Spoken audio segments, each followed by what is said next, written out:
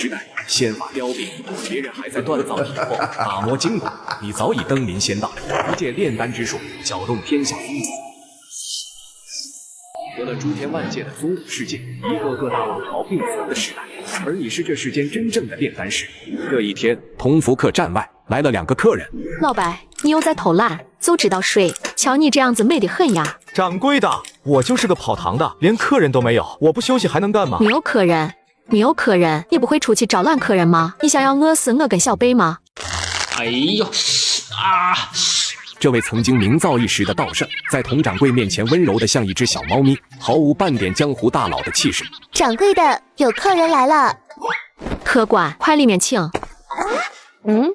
怎么咧？白展堂一脸严肃地把同香玉护在身后，能让堂堂道圣如此忌惮，眼前这一老一少身份定然不简单。吕秀才与郭芙蓉也是暗自戒备起来。白展堂见过张真人。你认得老道？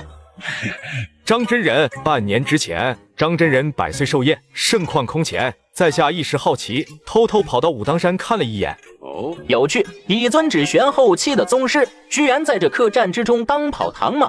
张真人见笑了，在下早已不问江湖事。2位这边请。老白，那真的是武当的张真人？不会吧，大明江湖的最强者，武当派的张真人怎么会来栖霞镇这种小地方？不怪佟湘玉、吕秀才等人激动。张三丰作为大明皇朝的最强者，他们虽然无比熟悉，却是从未见过。今天见到活人了，怎能不激动？就像粉丝见到了自己的爱豆一样，令人兴奋。废话，我还能认错吗？至于张真人为什么会出现在栖霞镇，或许是因为张真人身旁的张无忌吧。无忌，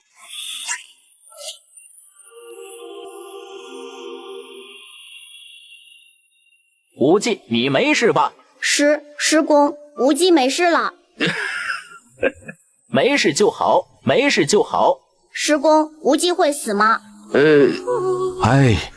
张真人，或许晚辈能够提供一个办法，治好张武侠的公子。原本白展堂是不准备参与这件事情的，但是脑海之中却突然想到了一个人。如果是那个人，或许能够治好张无忌吧。哦，什么办法？3个月之前，我们栖霞镇来了一个年轻的公子，他在此地修建了一处丹阁，售卖丹药，所以晚辈在想，对方或许能够治好张武侠的公子。不行，什么丹药啊，都是些骗人的手段。老白，你疯了吗？怎么能让张真人去找一个骗子啊？不怪众人这么大的反应。早在2年之前，大秦皇朝的嬴政便发现了方士炼制的丹药乃是一种慢性毒药，一怒之下杀了所有的方士，并将方士的罪行公布开来，霎时间便传遍了整个神州大陆，变成了人人喊打的过街老鼠、江湖骗子。丹药，小友，你确定那是真正的丹药吗？不瞒张真人，晚辈因为好奇，曾亲自去丹阁看过。什么？老白，你什么时候去的？真的假的？你怎么没有告诉我们？别打岔，张真人，那丹阁的主人虾仁，并不是常人眼中的方式，是真的拥有炼制丹药的手段。好，白道友可有明证？我也认为那丹阁的主人就是一个江湖骗子，在丹阁开张的那天晚上，想要偷偷去给他一些教训，但是刚走进丹阁就被发现了。我在他面前甚至连动手的勇气都没有。好在虾仁并没有为难于我，但是作为惩罚，只要我买下1枚丹药，便能离开。我一个穷哈哈的人，哪有什么银子？最后只能将葵花点穴手留下，兑换了1枚从未听过的培元丹。他说这是1枚4品丹药，能够提升指玄宗师一个小境界。一开始我还以为虾仁在哄骗我。可是我出于好奇，便服用了那枚丹药，没想到我的修为直接从指玄中期提升到了指玄后期。好你个白展堂，我就说你的修为怎么突然就突破了，原来是这样。老白，你太不够意思了，有这样的好事，你居然都不告诉我们。就是老娘挠死你！哎呀，停，不是不告诉你们，是我完全摸不准这虾仁到底有什么目的。这可是提升修为的丹药，还没有丝毫的副作用，如此珍贵的宝物，虾仁却直接当做货物来售卖。在没弄清楚虾仁的目的之前，我当然需要谨慎一些了。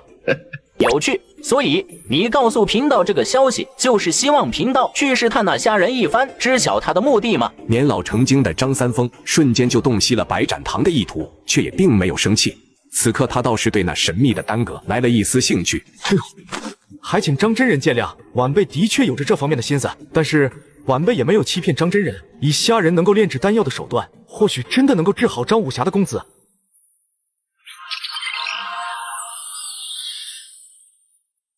姓名：虾仁，修为天象大宗师后期，丹道造诣5品炼丹师，本源之力37点，声望1级10000分之137。看着光幕之上的信息，虾仁的脸上不由露出了一抹无奈的神色。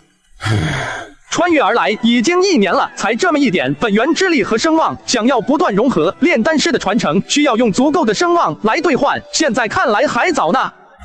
不过好在有这个金手指在，倒是不用为药材发愁。嘿嘿，有了牛逼的丹药，不愁赚不到声望。师公，无忌会死吗？那丹哥真能治好我吗？终于有人来了嘛！虾仁穿越第一天就长出了一条尾巴、2只脚，原来是乱吃丹药发生了变异。有病吧？这是要变成龙虾了啊！这样子以后还怎么谈小姐姐？虾仁穿越后获得了诸天万界的炼丹师传承，直接奖励了1滴秦始皇的精血。虾仁竟用这滴精血炼制出吞服后，身体却发生了变异，长出了龙角龙尾。哼，人狠话不多，虾仁果断挥刀斩向自己第3条腿。我操！结果没多久就又长了出来。割不掉嘛，特么的，幸亏没有长到前边，不然这么大让人看见了多尴尬。罢了，有人问的话就说是喜欢玩 cosplay 吧。老子一定要炼制出能化形的丹药，做回真正的自己。只是这样的丹方传承还没有获得，声望值还不足以兑换下一位丹药师传承。最要命的是，每次兑换都是随机的，根本不确定什么时候才能获得那样的丹方，并且炼制丹药需要的本源之力，只能通过人们自愿购买丹药赚取的钱财物品兑换而来。而现在的世界，因为秦始皇的一句话“丹药就是毒药”，导致根本没人愿意来购买。刚穿越奖励的那点本源之力早已所剩无几。贼老天，你特么玩我！虾仁很无奈，声望与本源之力一直无法提升，直到上一集中白斩堂的到来，给虾仁带来了一丝希望。而今天，丹阁终于迎来了第2位客人，当世最强者，陆地神仙境界的张三丰。快看，有人进入丹阁了！不会吧？丹药不是毒药吗？怎么还有人相信？师公，这丹阁的主人不在吗？想来此人很快就会出现了。张三丰朝着丹阁的2楼看了看，他能够从丹阁2楼觉察到一股诡异的气息。老人家，这就是一个骗子，快出来吧！老人家，你可不要上当了，丹药就是毒药啊！多谢诸位，老道还有一点微末的本事，不会轻易被骗的。爹，你一定要好好教训这个骗子。现在居然还有人敢卖丹药这种东西！这群人正是前去参加刘正风金盆洗手大会的华山派众人。如今的华山派早已经衰败到了极点，岳不群急需提高江湖地位，遇到了这样的事情，自然是当仁不让。放心吧，爹不会放过这个骗子的。叶掌门，那是华山派的叶掌门。张真人，您怎么会在这里？天哪，三生有幸啊！一开始进去的老头竟然是张真人，别拦我，我要回去告诉列祖列宗。原来是岳掌门啊！张真人，这丹阁的主人真的会炼制丹药不成？贫道也只是听说，等见过这丹阁的主人，自然就会知晓了。张三丰看不透，怕是有着陆地神仙后期的境界。岳不群只玄宗师后期，比白斩堂强上一丢丢。虾仁快速扫描了一眼，对于众人的修为大致有了了解。晚辈虾仁见过张真人。好个少年郎，当真是一表人才，只是这身打扮着实怪异。众人见到虾仁这身装扮，皆是一惊，不过倒也没有多想，想来只道是个人爱好，喜欢玩角色扮演罢了。看着众人玩味的眼神，虾仁只能心底轻叹。被误会就被误会吧，总比被人发现我人居龙身的真相要好。夏先生，老道听闻夏先生能够炼制丹药，不知可有能化解玄冥神掌寒毒的？虾仁直接隔空取来一个瓷瓶，这一手着实把众人惊艳到了。他刚刚是怎么做到的？当真神迹！此乃3品净元丹，可解百毒，区玄冥神掌的寒毒更是不在话下。可解万毒，还真是大言不惭。虾仁知晓众人不信，随手拔掉了玉瓶上的塞子，刹那间，一股沁人心脾的药香朝着周围扩散开来。妙啊！我瞬间感觉自己又行了。我特么行你一脸，你特么怕不是来搞笑的吧？那是驱毒丹，你以为是什么油吗？我感觉能拖死2头牛。丹药，这是真正的丹药。夏先生，不知这净元丹售价几何？每一枚净元丹作价3000两白银，1两黄金或是10两白银，能够兑换成1点本元之力。炼制1枚净元丹，花费30点本元之力，3000两白银能兑换300点本元之力，这10倍的差价，却也不是太夸张啊！3000两白银，这也太贵了吧！住口！你懂什么？岳不群是更懂丹药的。若是在原本的世界中，他自宫后可是没少用那什么油，自然知晓其中价值。行走江湖之时，若是身上有着1枚净元丹，就不需要担心被人下毒，这绝对是难得的宝物。作为陆地神仙的张三丰，更是闻出了此丹的不凡。没想到净元丹的价格却仅只是3000两白银。夏先生，这枚净元丹老道就买下了。交易后，张三丰当即就把净元丹喂给了张无忌。师公，我好像没事了。太好了，翠山若是泉下有知，也该安心了。叹为观止，叹为观止啊！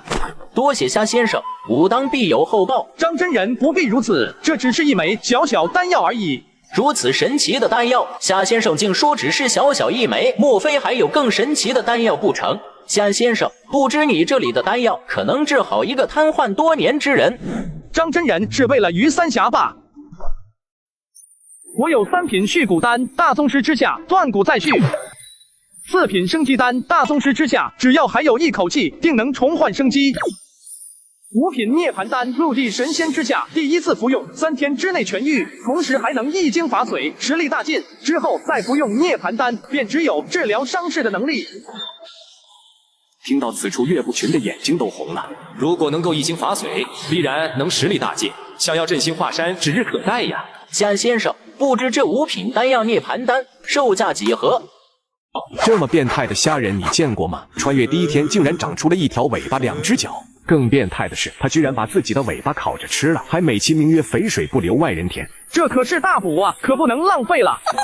不知道加到药材里炼成丹药会有什么功效？原来虾仁获得了诸天万界的炼丹师传承，直接奖励了1滴秦始皇的精血。虾仁用这滴精血炼制出了1枚丹药，吞服后身体却发生了变异，长出了龙角龙尾。这尼玛也太丑了吧！虾仁怕被别人嘲笑找不到小姐姐，直接一刀把龙尾剁了。没想到不一会儿又长了出来。我操！看着掉落一地的龙尾，扔了实在可惜。烤不完，根本烤不完。这尼玛，幸亏是龙尾，这要是龙鞭，啧，还不得补的直接血崩了。夏先生，不知这5品涅槃丹售价几何？涅槃丹为5品丹药，作价40万两白银1枚。40万两白银，这未免也太贵了吧？夏先生，老道并没有携带足够的银子，可否使用其他东西替代？只要是有价值的东西，自然可以。不知老道这一份手稿可够兑换涅槃丹？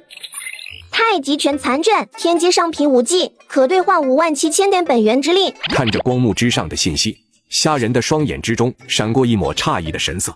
没有想到张三丰居然将太极拳拿了出来，虽然只是初稿残卷，价值已然不菲。天阶上品武技作价57万两白银，扣除涅槃丹的40万两，还剩17万两白银。不知张真人是要银票，还是继续选购其余的丹药？张三丰愣住了，他自然明白这份手稿的价值，却没有想到虾仁竟然如此之快便能确定，并且还如此仁义，没有私吞余下的价值。神州大陆的功法武技分为天地玄黄，黄级最弱，天级最强，每一等级又分为下品、中品、上品、极品4个等级。夏先生，这手稿虽然不错，却也只是初创而已。老道只需要1枚涅槃丹即可，不需要其他的东西了。张真人，晚辈既然开门做生意，那就不能占人便宜。这手稿的价值该是多少就是多少，单格的规矩不能破。夏先生大义，既然如此，还得劳烦夏先生为老道介绍一番。在虾仁的忽悠下，最终张三丰再次拿出了8000两白银，才将包括涅槃丹在内的4枚丹药买下，共65万两白银。岳不群也拿出了自家的镇派之宝紫霞神功和全部身家，兑换了1枚4品培元丹，1枚5品破障丹，共23万白银。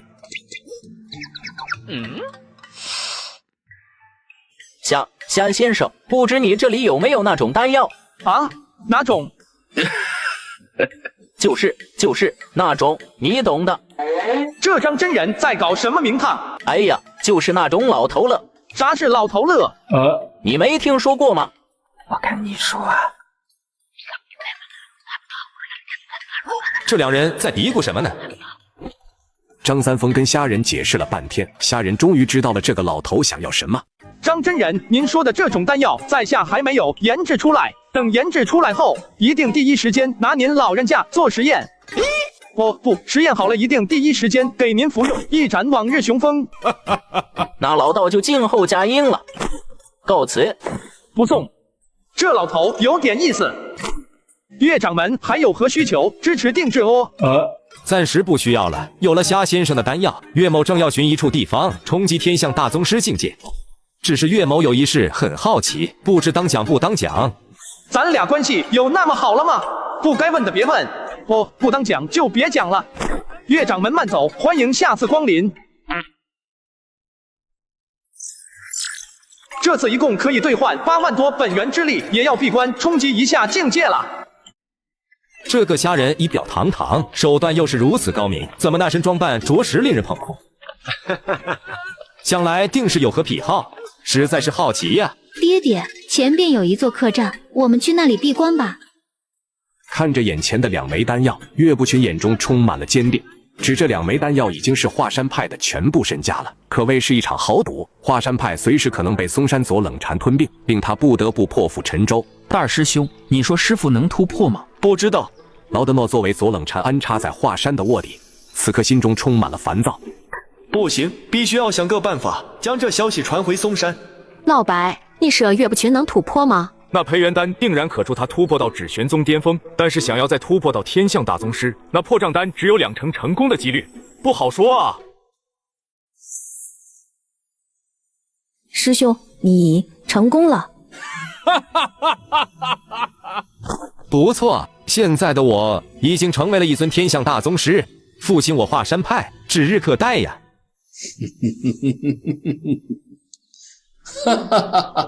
左冷禅，岳某来了。经过5天的苦修，虾仁也突破到了陆地神仙初期。陆地神仙之后还有很多境界，这里暂且不提。姓名虾仁，修为陆地神仙初期，丹道造诣6品炼丹师，本源之力17362点，声望1级13211。8万多的本源之力，仅几天的时间便只剩下这些了吗？这声望倒是提升了不少。看来在这栖霞镇附近，已经没人将我当作骗子了吧？刘正风的金盆洗手大会上，等那岳不群的实力曝光后，那我丹阁的名声必然会迎来一次暴涨。只要声望达到1万，我就能再次获得一个炼丹师的传承，真的好期待啊！下一位炼丹师会是谁呢？王爷，护龙山庄有秘宝送来。张三丰出现在栖霞镇，丹阁之中的丹药竟轻易化解了张无忌的寒毒，并且里边的丹药不仅能够提升宗师的境界，还能让人突破到大宗师。哦，这怎么可能？就连少林的大还丹也不敢这么说吧？密切关注岳不群，本王要在最短的时间之内知晓岳不群如今的境界。陛下，听说在那大明国的栖霞镇又有方士作乱了。据说炼制的丹药轻易驱逐了张无忌的寒毒，并且还有提升修为的丹药。派人密切监视，朕要第一时间知道最新消息。这个回笼觉仙，咦，什么东西又弹的？把你的尾巴拿开，戳到我了！鬼啊！你谁啊？有病吧？哼，你个没良心的，跟人家聊这么久了，还不知道人家是谁吗？你是我脑海内部那个人？可以这么理解。哦，那以后就简称你为内人吧。随便你吧，无所调位的。现在声望已经达到1万，满足晋级要求，提升到2级，随即获得1位炼丹师传承。喂，你有没有在听我说话？啊？怎么突然增长这么多声望？3个时辰前，你在武当山的声望开始疯狂提升，直到刚才满足了晋级的要求。师尊，这涅槃丹真的能够让我恢复过来吗？三师伯，这丹药可神奇了，无忌一下子就好了，也一定能够治好你的，来试吧。好，无忌真乖。放心吧，代言，吃了它保准让你生龙活虎。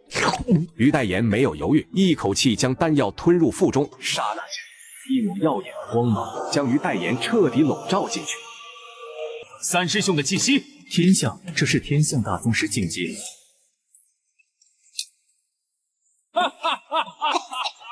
弟子于难言，叩谢师恩。老三啊，地板砸坏了，费用从你月俸里扣。师尊赎罪，瘫痪这么久，这突然好了，一下子没收住。好，代言痊愈，修为直接到了天象大宗师中期，实在是可喜之事。这里还有3枚丹药，远瞧你一起收好。师尊，这3枚丹药如何分配？一切由你决断。众弟子听令。栖霞镇的虾先生，我武当从今往后要全力交好，绝对不能得罪，简直如见本尊。谨遵师命。嘿嘿，武当山张真人那边是真给力啊！不知这次的炼丹师是哪位高人？这段时间，虾人每天都在疯狂的炼制丹药。如今炼制6品丹药的手法已经无比熟练，现在急需大量的本源之力与声望来提升修为。应该快了吧？只要刘正风的金盆洗手大会结束，相信很快就会有大批武者前来。喂，别发呆了，快来融合传承！本内人一会儿还要去钓鱼呢。后院池子里的那条鲲，本内人就不信钓不上来。哦，来了！真是没想到，居然能够得到药尘尊者的传承。不过其他世界的功法传承，我如何能够使用呢？有本内人在，这些都是基操。由于诸天万界的规则不同，本内人已经自动将其他世界的规则转换为这神州大陆的规则，你可以放心修炼。哦，原来如此。这药尘尊者的焚诀可是相当炸裂，前世我可是看过小说的，不知道这个世界有没有异火这样的存在，要是有那可就太酷了。哎，可惜依旧没有化形丹的配方啊。喂，你的尾巴着火了。啊！水，给我水！快，这里。这里边是什么？是上次吃火锅剩的一点液体。我尼玛！够了吧，都熟了。拿刀就算了，你拿叉子是几个意思？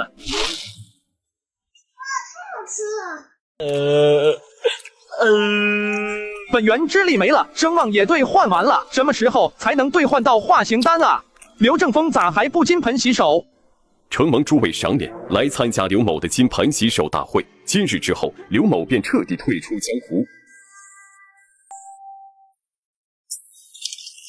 左冷禅，你贵为5岳盟主，如此这般，却是为何？哼！刘正风，江湖传言你与日月魔教的曲阳乃是至交好友，可有此事？不错，我与曲兄一见如故，却也仅只是交流音律而已。糊涂啊！居然与魔教的人相交。作为衡山派的长老，却与魔教之人勾结。罢了，只要你去杀了曲阳，那本座就既往不咎，如何？左冷禅早就想吞并其余4个宗门，壮大嵩山派的实力，却迟迟找不到合适的借口。直到发现刘正风与曲阳的事情，便立马有了计划。他要借斩杀刘正风立威。还请盟主见谅，这件事刘某做不到。这可由不得你。来人，将刘正风的家眷带上来。夫人，庆儿。左冷禅，你想干什么？如果你选择拒绝，那就让你的家人与你一同上路吧。你祸不及家人，有什么事情直接冲我来，放开我的家人。只要你去杀了曲阳，本座自然会放了他们。休想！我刘正风这辈子都不可能做出杀害好友的事情。那就休怪本座无情了。动手！不要。是谁？不用找了，岳某这不是出来了吗？岳掌门是不满本座的决定吗？左盟主想要迫害刘正风的家人，我华山没办法坐视不管。此事一旦传出，江湖又该如何看待我5岳剑盟？不错，祸不及家人，这是江湖规矩。我5岳剑盟可做不出这样的事情。师太说的不错。刚刚还不敢说话的众人，此时纷纷开口，只是怕让人看扁了自己的宗门。其余小门小派却是不敢作声，一副漠不关己的神态。岳掌门是不打算听从我这个盟主的吩咐了。哎，如果左盟主想要一意孤行，那就休怪岳某得罪了。好，本座倒要看看你要如何得罪本座。去你丫的！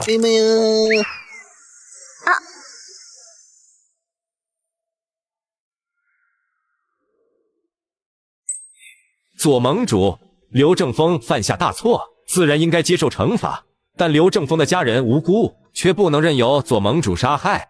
左盟主意下如何？这岳不群什么时候实力这么强了？看来需要从长计议了。哼，到此。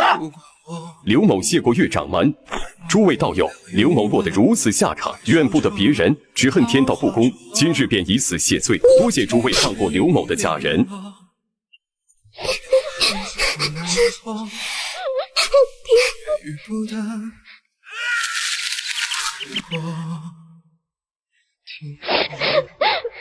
刘正风死了，直接震断了全身经脉，当场毙命。多谢岳掌门仗义出手。嫂夫人不必客气。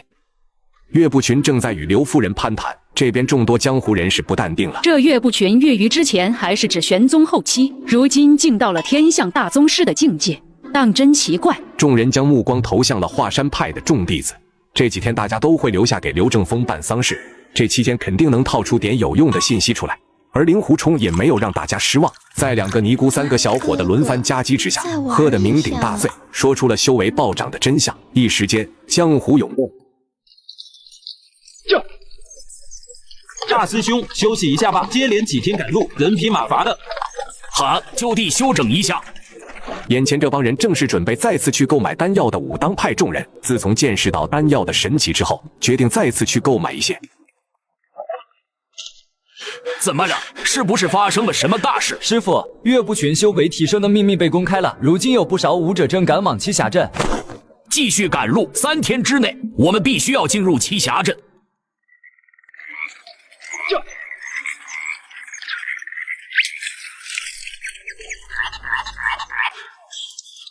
老白，今天是怎么了？来了这么多武者，肯定是丹药的消息曝光了。看吧，往后来的人肯定更多。小二，快给大爷上酒！来了来了。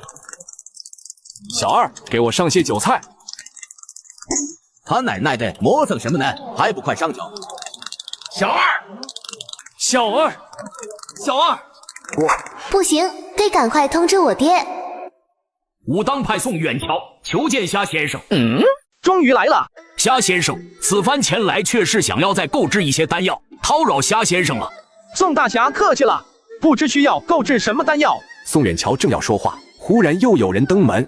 陆小凤，花满楼西门吹雪求见虾先生。在知道丹药的信息之后，陆小凤直接找上花满楼，准备来栖霞镇逛逛。为了花满楼的眼睛，她可是没少费心思。半路上又碰到了慕名而来的西门吹雪。宋大侠，穆大侠，这么巧啊，我们又见面了。是呀，武当山一别，已是半年有余。宋大侠与莫大侠来此，想必也是为了求购丹药。既然如此，那就由宋大侠先请。也好。虾先生，还请为我武当准备6枚纯阳丹、20枚增元丹、20枚培元丹、100枚和气丹。宋远桥一口气爆出了600多枚的数量，着实把众人惊到了。这么多，武当这是要干什么？纯阳丹5品丹药50万2亿枚，增元丹4品丹药4万5加2亿枚，如今还剩下17枚，培元丹4品丹药5万2亿枚，和气丹3品丹药8千2亿枚，如今只剩下73枚。所有的丹药加在一起，一共需要1642万8200银。宋大侠，你确定吗？当然确认。打开箱子。我操，差点两下我的血轮眼。武当不愧是江湖中顶尖的势力，这么多白银连我花家也需要准备一段时间。好了，你需要的丹药齐了。多谢虾先生。那你们呢？需要什么类型的丹药？虾先生，不知道有没有丹药能让我变得更帅？好几次遇到家人都不带正眼看我了。变帅的丹药吗？有，还真有啊！我就是活跃一下气氛，没想到还真有。5品血颜丹能让容貌尽毁之人恢复成原本的模样，容颜完好之人亦可服用，作价15万2白银。小柱颜丹4品丹药能让容貌30年不变，作价7万2白银。嘿嘿，这可是好东西啊！有了这种丹药，泡妞成功几率直接飙升啊！虾先生，血颜丹跟小柱颜丹我都买1枚，不，我各要3枚。虾先生，不知您炼制的丹药可能让我重获光明？可以，其一为升级丹，4品丹药，不过都被宋大侠给买走了。如果你着急的话，可以直接去与宋大侠商议。花满楼愣住了，没想到是被宋大侠包圆了的生鸡丹，正要摸索着去找宋远桥。虾先生，不如说说其他的办法。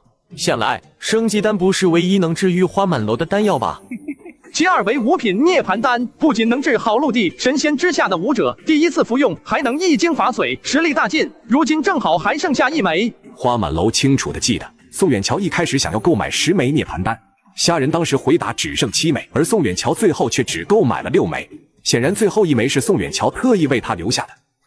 宋大侠的好意，花满楼记下了。花少侠客气了。花少侠，你是直接购买涅槃丹，还是听听最后一种办法？竟然还有别的方法，虾先生，我想知道最后的办法。6品造化丹能提升武者的根骨悟性，还能将武者的身体直接恢复到完美的状态。最重要的是，6品造化丹没有限制，陆地神仙也能服用。6品丹药，虾先生，您炼制出了6品丹药，不错，这段时间我的确炼制了一些。虾先生，不知这6品造化丹作价几何？每一枚240万两白银。真不愧是6品丹药，这昂贵的价格还真是让人惊讶。虾先生，请给我1枚造化丹。花满楼虽然惊讶，但是以他们花家的财力，根本不需要为金钱发愁。嘿，老花，就在这里服下吧。等你眼睛好了之后，我带你去看这个世界最美好的画面。那么你呢，西门吹雪，你有什么想要的丹药？夏先生，自8年前开始，纵使我如何感悟剑道，亦毫无寸进。不知可有能解决我目前困境的丹药？内人，你知道他这是怎么回事吗？西门吹雪的问题与神州大陆的武道体系有关。在与内人一番沟通之后，虾人知晓了其中原委。夏先生，可是看出了什么问题？很多人不知，陆地神仙并非武道的终点，之上还有着一个境界存在——天人合一境。一共分为9重，也被称作天人9重天。想要踏入天人合一境，最重要的便是参悟天地规则。而想要参悟天地规则，最基本的条件便是达到陆地神仙境。西门吹雪，你天生剑骨，是剑道上的绝世天才，你的剑道造诣已经初步接触到了天地规则，这是连我也十分羡慕的。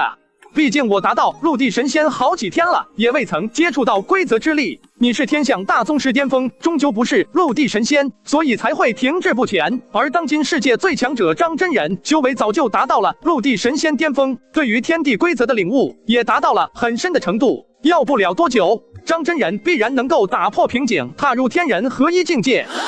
天人9重天，规则之力，夏先生是陆地神仙境，师尊是陆地神仙巅峰，要不了多久就能达到天人合一。等等，我这头有点大，让我消化消化。随着虾人的话音落下，在场的所有人全都露出一抹震撼的神色。多谢夏先生解惑。此乃6品龙涎丹，可助你在冲击陆地神仙境界时增加3成成功的几率。夏先生，这龙涎丹售价几何？500万两。一旁的陆小凤也沉默了。他虽然很想帮助西门吹雪，奈何自己却也是无能为力的。就把我身上的零部件卖了也做不够啊！搞错了，再来。这500万两，花某为西门兄付了。哎，老花，你醒了。多谢虾先生，日后有用的找花某的，定当在所不辞。花少侠客气了，只是一场交易而已，不必如此。西门吹雪张了张嘴，却什么也没有说出来。他并不喜欢欠别人人情。别多想了，你以后找个机会把银子还给老花就行了。谢谢。这可真是少见啊！西门，你还会主动道谢啊？虾先生，不知您的手中是否还有龙涎丹？没了，炼制龙涎丹的材料比较稀少，所以只炼制了1枚。想要的话，只能再等待一段时间了。那就拜托虾先生了。总算是结束了。内人，今天的收获怎么样？一共获得244万8800点本源之力。嘿嘿，这下是真的发了。在接下来的一段时间中，应该不会为本源之力发愁了，便先关门冲击一下境界吧。瞧你那没见过世面的样子，有本内人在，好日子才刚刚开始呢。只要给本内人赚取足够多的本源之力，你想要什么都可以。我怎么感觉自己成黑奴了？奇怪，天也没黑，丹阁怎么就关门了？喂，老头，你是本地人吗？这丹阁怎么关门了？诸位大侠，武当派的宋大侠买走了几百枚丹药，离开之后，虾先生就直接关门了。什么？买了几百枚丹药？可恶，武当也太霸道了吧！居然买了这么多丹药！不行，不能这么便宜了武当派，他们居然把丹阁的丹药买光了。我们将这件事宣扬出去，让江湖人去评判。一个尖嘴猴腮的男子曾与一个武当弟子产生冲突，从此就记恨上了武当，所以不介意用这件事去抹黑武当一波。不错，传出去，让江湖中人看清楚武当是多么霸道的宗门。领导张三丰今日取汝等狗命，太极七星剑。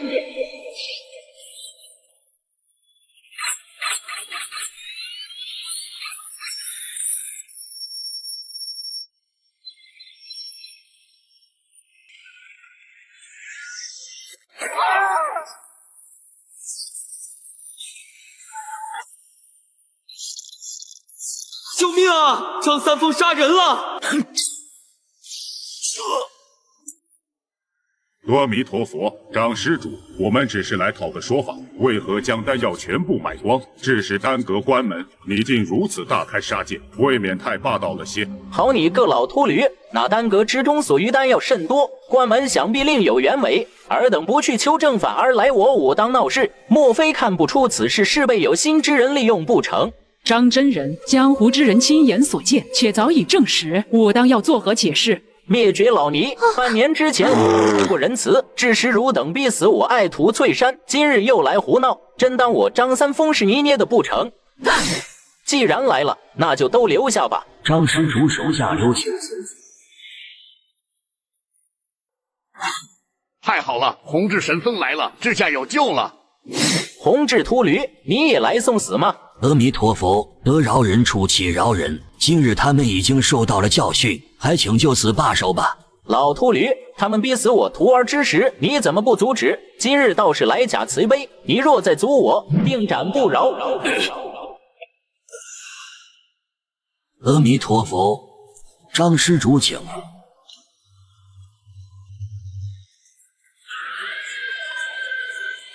装神弄鬼，4两拨千斤。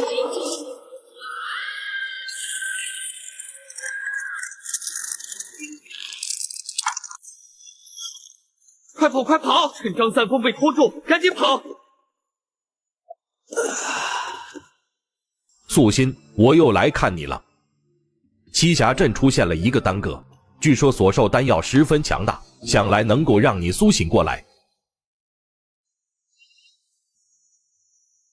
只是还需要再试探一番，我要把这水饺的再回一些，让更多的人去试药，在不能保证没有副作用的前提下，贸然给你服用。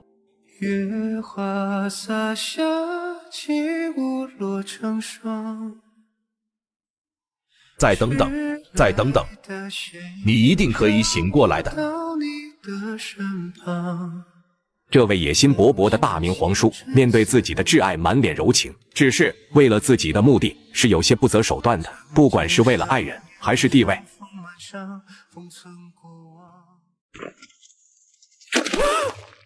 太师叔，怎么会这样？弘治神僧死了，被张三丰震断全身经脉而亡。灭绝师太的倚天剑也丢在了武当，这一次怕是再没人敢去捋武当的胡须了。有趣，这可太有趣了！张真人大开杀戒，皇叔，你知道这是怎么回事吗？陛下，栖霞镇出现了一位真正的炼丹师。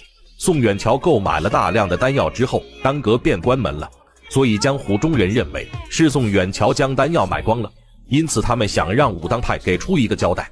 简直是胡闹！他们不知道去敲门吗？直接去找武当的麻烦，都是傻子吗？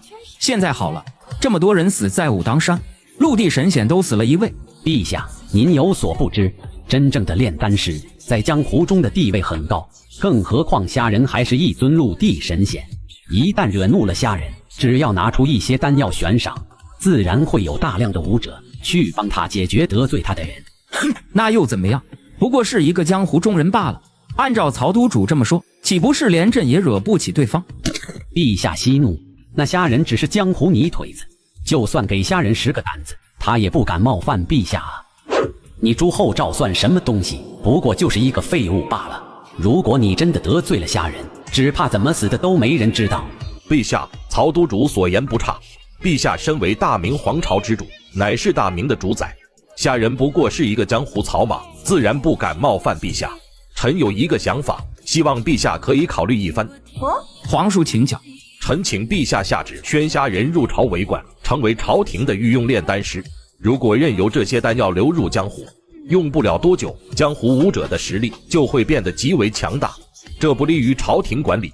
大明若是有了那些丹药，必然能够成为神州大陆的最强皇朝。皇叔，这个提议就不需要再说了。虾人不过只是一个江湖中人罢了，就算他炼制的丹药再神奇，也不过是些小把戏而已。至于他陆地神仙的修为，皇叔，你不就是陆地神仙吗？最重要的是，你还是我皇室的陆地神仙。既然如此，又何必将虾人放在眼里？朕罚了，都退下吧。臣告退。奴才告退。这朱厚照是真傻还是假傻？居然没有上当，今天怎么会如此强势？出来吧。参见陛下，此人正是郭芙蓉的父亲，也是六扇门的总捕头郭巨侠。朕这个皇叔当真是居心叵测啊！郭爱卿，去栖霞镇走上一趟吧。朕只有一个要求，一定要在丹阁之中购买一批提升实力的丹药，等级越高越好。或许用不了多久，朕就要用到它们了。此刻的朱厚照脸色无比的平静，与先前有着天壤之别。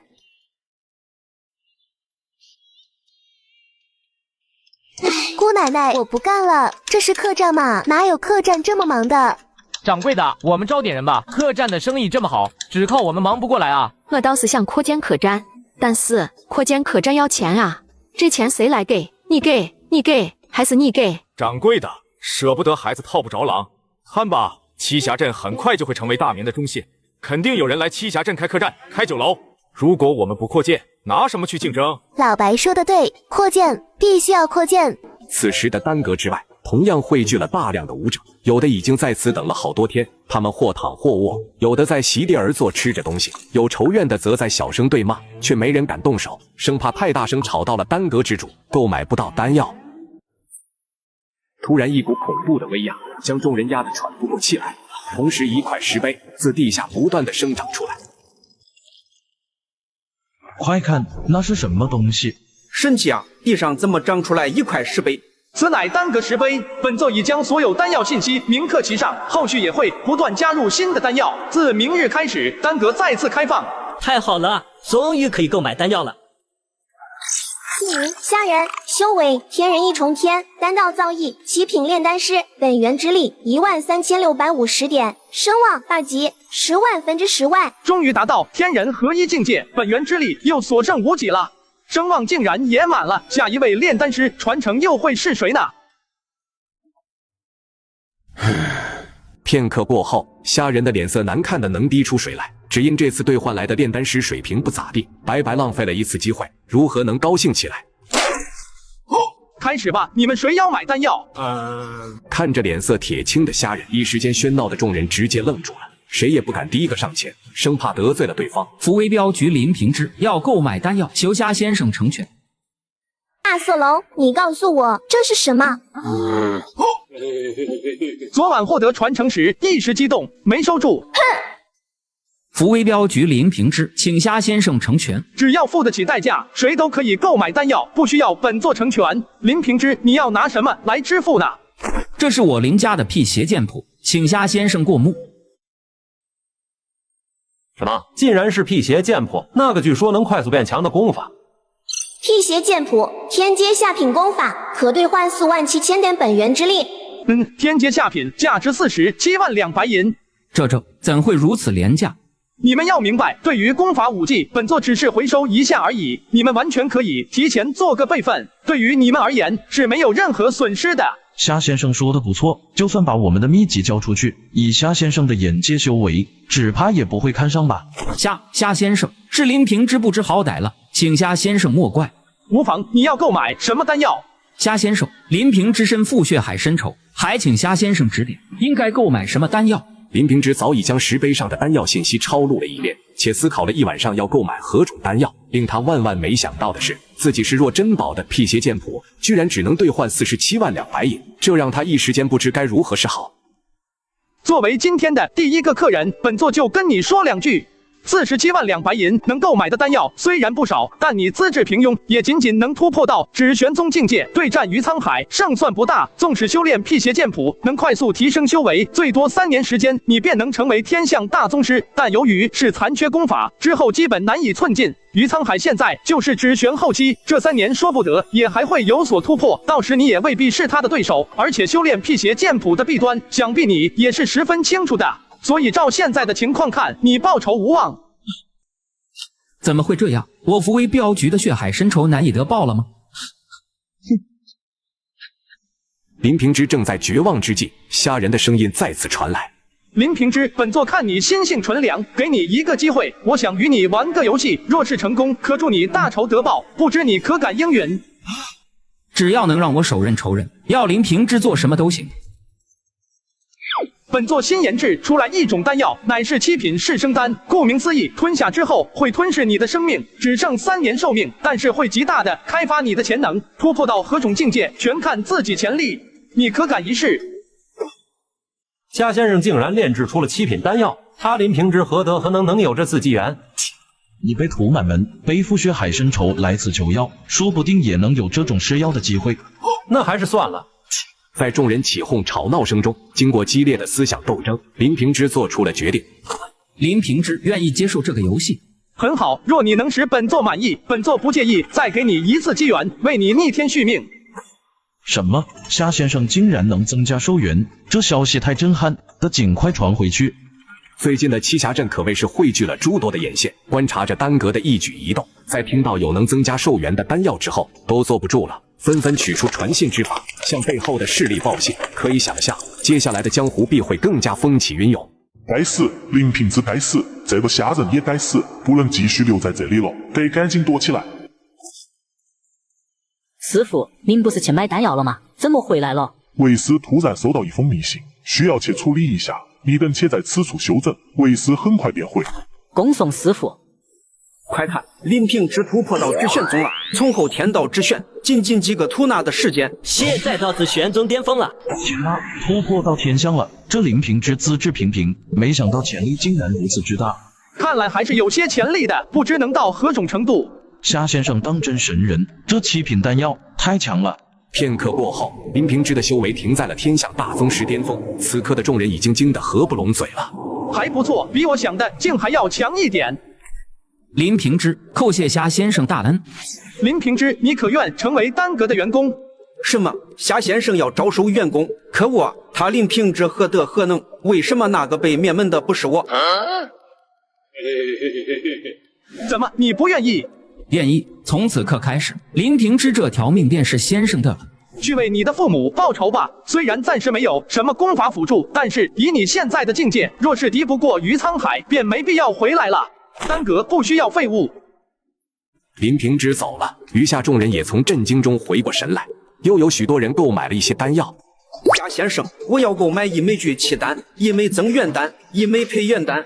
夏先生，我要1枚涅槃丹。林少侠饶命，我们真不知道师傅去哪儿了。不说是吧？那我再去问问别人。别杀我！我说师傅往北边走了。多谢。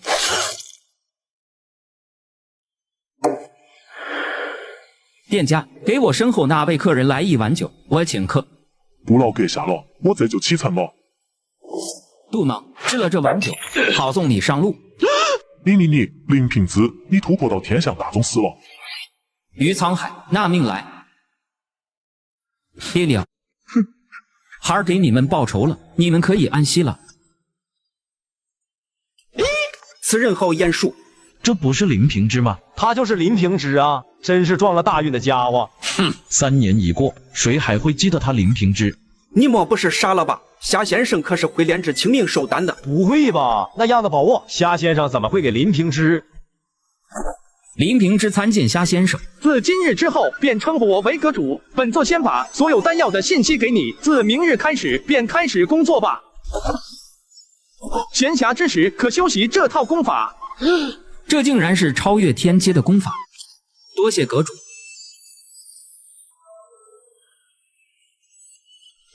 我怎么听不到丹阁里的声音了？别想了，定然是夏先生的手段，这就是天地规则之力吧？师傅，栖霞镇又传来消息，夏先生拿出了7品丹药，其中竟有能助陆地神仙感悟天道的丹药，只是数量还不多，价格会在下个月公布。袁乔，你即刻动身前往栖霞镇，务必替为师求得此药。弟子空文求见太师叔。空文，你又来做神？太师叔，丹阁有7品丹药的消息曝光出来了，有能助力感悟天道的丹药，武当派已经动身了。弟子来请示，我少林是否也需要动身？你说什么？感悟天道的丹药？空文，你即刻动身，不管付出什么代价，一定要将此种丹药带回来。若完成此任务，你害死弘志师兄的事情可以就此结过，不然定要你好看。是，太师叔。义父，丹阁我们到了。人到底有多变态？不仅长了龙角龙尾，还差点把系统的肚子搞大，别人称他为全网第一变态侠。哼，下次早点出来。哦，知道了。今天是第一次售卖7品丹药的日子，丹阁之外早已汇聚大量的武者。虾人还在与那人探讨神州大陆的过去与未来。阁主，所有丹药已经准备妥当，何时开门迎客？此事由你全权负责，若非要紧之事，切勿打搅本座。是，阁主。终于等到今天了，不知这7品丹药作价几何呢？真想买一枚尝尝鲜。你以为是菜市场的大白菜啊？还尝尝鲜？别想了，肯定不是我等能买得起的。快看，那是武当派！我去，这阵容太夸张了吧？武当又下拳来了。啊，那是少林的3度，没想到少林把他们3位派出来了。这下可热闹了。7品丹药的魅力就是大，黄肠老贼，你可害苦老叫花子了。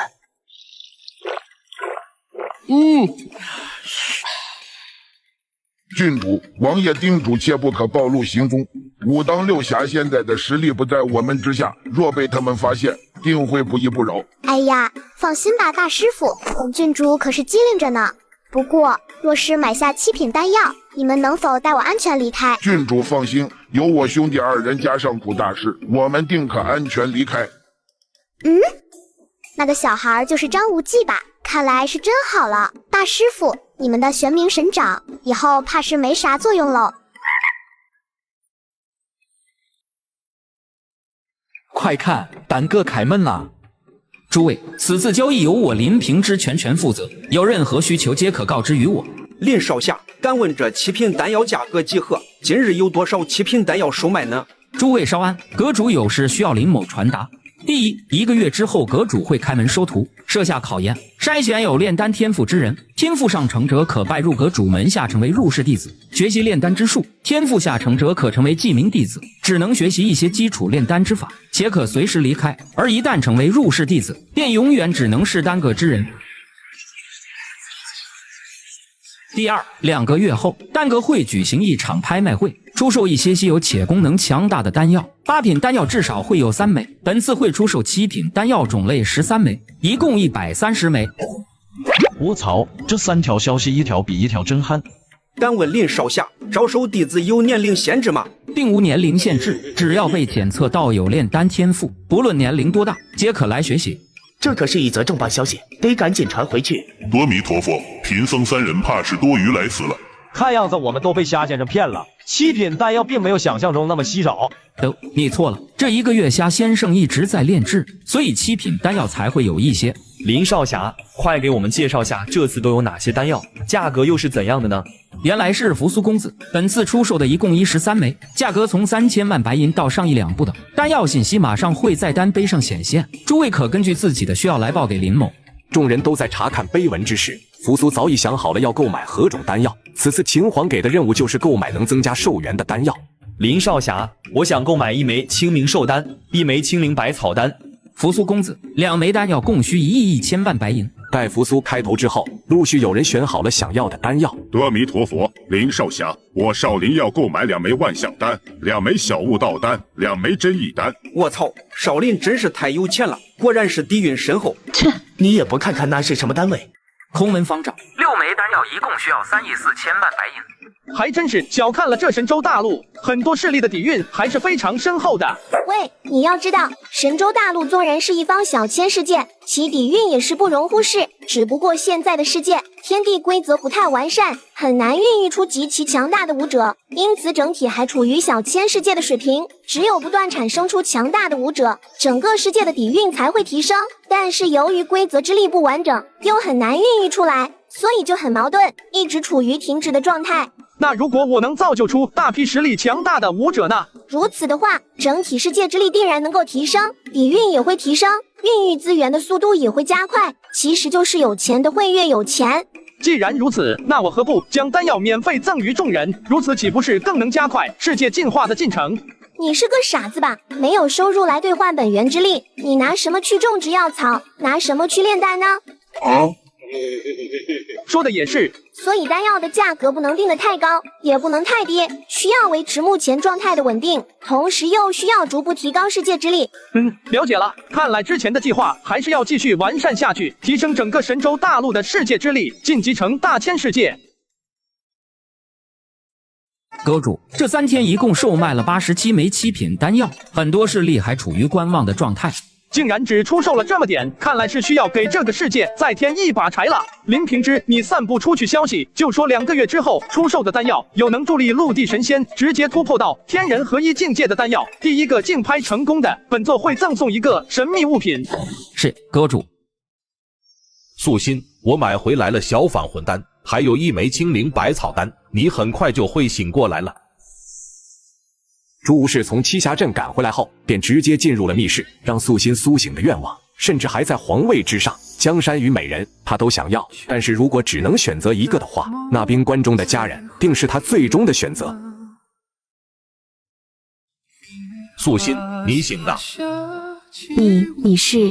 素心，我是宝宝啊，你不认识我了吗？宝宝？我什么时候有宝宝了？我的宝宝这么老吗？看着2眼空洞的素心，朱无事从一开始的狂喜到现在的极悲，内心是凄凉的。素心竟然失忆了，定是多年沉眠的缘故。不知丹阁是否有治疗失忆的丹药？有机会定要去询问一番。弟子空文求见2位太师叔。空文，可否购买到了丹药？有没有阻止武当购买丹药？太师叔赎罪，辜负了太师叔所托。一群废物，这么一点小事都办不好。空空师弟，先让空文把话说完。太师叔，丹阁此次出售的丹药数量众多，足13个种类，有130枚之多，价格奇高，很多势力根本无法购买，所以根本不用去争抢。如果故意去阻止武当购买丹药，必定会惹怒张三丰，到时候我少林恐怕无法承受张三丰的怒火。怎么可能？竟然如此之多？那霞先生当真如此恐怖？罢了，这次的事情不怪你，把丹药留下，你们可以离开了。太师叔，还有一个消息就是，丹阁2个月后要举行珍奇丹药的拍卖会，据说还有能助力陆地神仙直接突破到天人合一境界的珍稀丹药。什么？喂，你快来看看这次能获得哪位炼丹师传承？我来了。你轻点，这个要这么弄。本次7品丹药的交易会，直接将虾仁的声望推到了第3级满级。那人立即为虾仁开启了第4次炼丹师传承。此刻的外界，因为虾仁要收徒，还有要开拍卖会的消息，已经炸开了锅。大师伯，无忌想参加下个月的考验。无忌啊，林少侠说成为内门弟子之后，就只能是丹阁的人了，所以此事还需跟你太师傅商议。大师傅，你拿着丹药回去吧，跟我父王说一声，本郡主要做虾仁的弟子，要成为最厉害的炼丹师。郡主，您还是跟我们回去吧，此事需要当面跟王爷还有陛下请示，毕竟这可不是小事儿。再说下个月才开始呢，一来一回虽然时间有点紧，但是够用了。那好吧，不管怎样，本郡主一定要来，他们要是不同意，本郡主就偷偷来。终于结束了，整整6个时辰啊！以后的兑换，莫非一次比一次时间长？哼，你个大色龙，知足吧！本内人可是把看家的本事都拿出来了。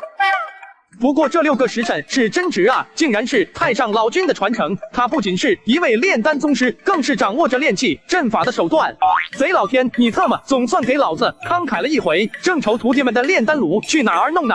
不过那人，我炼丹是用本源之力，那我收徒之后，他们用什么炼丹呢？他们需要的药材从何而来呢？你个大傻帽，神州大陆本来就有诸多天才地宝啊。只不过现在的神州大陆还没有开化到一定的程度，人们都还不知道，更不知如何炼化。其实很多不起眼的东西都可以入药，你所得传承中的丹方记载的诸多药草，这个世界都有的。一些人迹罕至之处更是有着上年份的药草，而且你可以用本源之力兑换药草的种子，开辟一处地方种植。等学会了聚灵法阵，更是可以布置聚灵阵来辅助药草快速生长，所以不用担心的。原来如此，还真有点当局者迷的感觉。学徒炼制丹药也不需要用到真火，你传给他们的那本秘籍，他们修习之后，用自身的真气去催动即可。炼丹最主要的就是天赋与炼丹之法。看来老天也没将我的路堵死嘛，提升世界之力的进度还是能够再次加快的。是时候去找点炼气的材料了。林平之，本座要离开几天，丹阁就交给你了。是，阁主。七师弟，师傅还没出关吗？大师兄，师傅服下的万象丹跟小悟道丹，一共能提高感悟天道之力10天的时间，这都半月有余了，还不见出关的迹象，那丹药不会有什么问题吧？突然，一股恐怖的威压将整个武当山笼罩，众弟子都被压得无法动弹。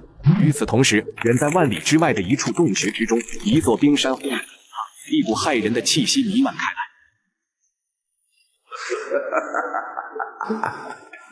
终于有人踏入天人的欲望，这个世界越来越有意思了。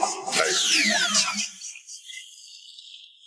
刚刚是有人突破到天人合一了吧？这动静还真不小啊！我突破时怎么都是不声不响的呢？想炫耀一把都没机会。别闹了，要不是本内人罩着，你上哪突破去？再说了，猥琐发育，闷声发大才不好嘛。你的出现本身就是个意外，不能把你当正常人看待，在你身上一切都是合理的。而原本世界的人，则需要遵守这个世界的规则，突破的时候肯定会有异象显化。你的意思是我不是人辈？一直问你也不说，我的出现是意外还是有意安排？还有这条碍事的尾巴又特喵的是怎么回事？这个我确实不知道的，也许需要你自己去探索的，又或许等神州大陆升级成为大千世界之后，一切谜底都将会解开。哎，不管了，还是先猥琐发育吧。皇叔，如今栖霞镇已经成为了世界的中心，各国势力都安插了眼线，栖霞镇又偏偏处于我大明境内，这让朕十分不安啊！皇上，只要那丹阁一日在栖霞镇，各国势力就会源源不断的前来，对我大明的安全确实有不小的冲击。臣有一提议，不如将栖霞镇送给虾先生，如此一来，既能获得虾先生的好感，又会减少其他国家的觊觎，尤其是那大秦，他们虎视天下久矣，虽地处偏远，却已有大国之势，我们得提前准备啊。朱氏虽然觊觎皇位久矣，但是面对国难，他还是分得清的。皇叔所言不错，曹正纯一致。大人，有个老太监模样的人进栖霞镇了。老邢，你怎么总是一副冒冒失失的模样？一个老太监而已，有什么大惊？你说什么老太监？圣旨到，楼知县接旨。奉天承运皇帝诏曰：自今日起，将栖霞镇连同方圆100里赠于丹阁之主虾先生，一切调度任免皆由虾先生定夺。汝等俸禄，朝廷照旧发放，钦存。下官接旨。楼知县，自此之后，你便听命于丹阁了，俸禄还是朝廷出，其中道理，想必你应该明白吧？曹都主，下官明白，下官明白。大人，我们这是高升了还是被放弃了？希望是好事吧。那曹都主往丹阁而去了，我还是晚些再去丹阁向虾先生报道吧。不知道虾先生愿不愿意接收呢？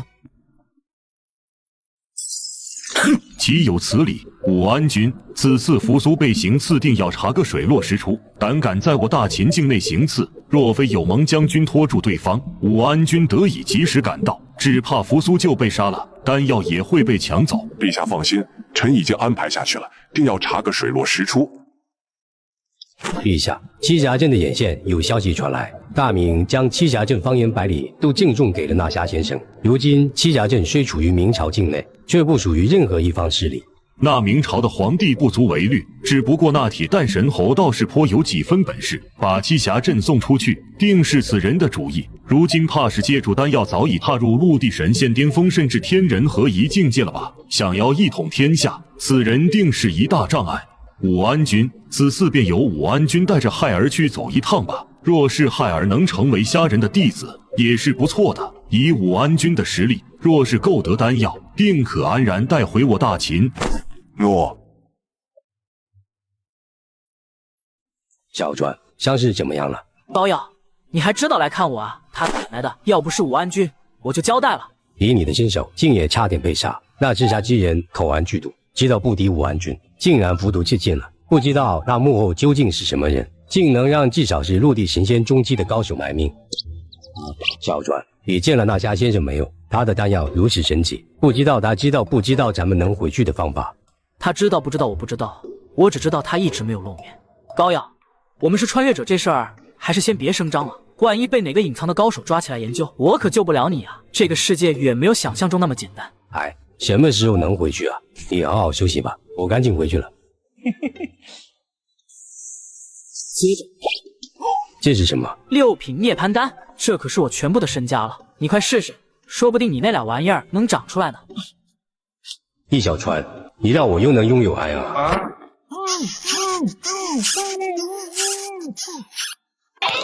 喂，你都天人合一丝绸了，也怕蜘蛛？这跟修为无关，这是属于灵魂深处的忌惮。这个世界正在慢慢崛起，以后任何情况都有可能出现。小伙子，你要学会适应啊！本座有好生之德，不愿妄造杀孽，要不然抬手可灭。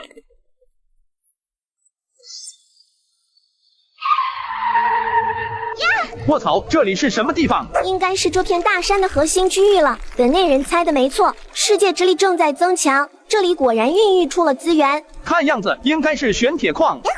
真没想到，在这片落霞山内部，竟有着这么一座金玄铁矿，还真是难以发现啊！这下炼器的主要材料就解决了。你赶紧先炼制一枚空间法宝，把这些装回去。正好先锻炼一下手法。该回去炼制丹炉跟8品丹药了。等炼器熟练之后，倒是可以找一些弟子学习炼器之法，这样神州大陆将会更加完善。楼县令，阁主外出了，3日之后便是考核之日，届时阁主定会赶回的。自大明朝廷传旨已经过去10多天了，楼知县每天都会来一趟，虾人每次都是不在。正当楼知县无奈之际，虾人的声音悠悠传来：“大明的好意，本座收下了。”参见叶先生。楼知县，这栖霞镇本座就收下了，你2人即刻回去，挑选100名精壮之人，有无修为都可。本座要打造一支执法队，维护栖霞镇的日常秩序。是，阁主。林平之，这枚7品白玉赤阳丹你服下吧，修为便会踏入到陆地神仙境界，寿元问题就不需要担心了。3日之后的考核由你监督，届时本座再与你细说具体事宜。多谢阁主，大恩无以为报。林平之肝脑涂地，下去炼化吧。本座召集你们的目的，想必已经知晓了吧？不管你来自何处，一旦成为执法队成员，均不得徇私，做不到这一点，便自行离去。很好，既然都答应，日后若是被我知晓有犯者，休怪本座无情。接下来都站好，接受本座赐予你们的造化吧。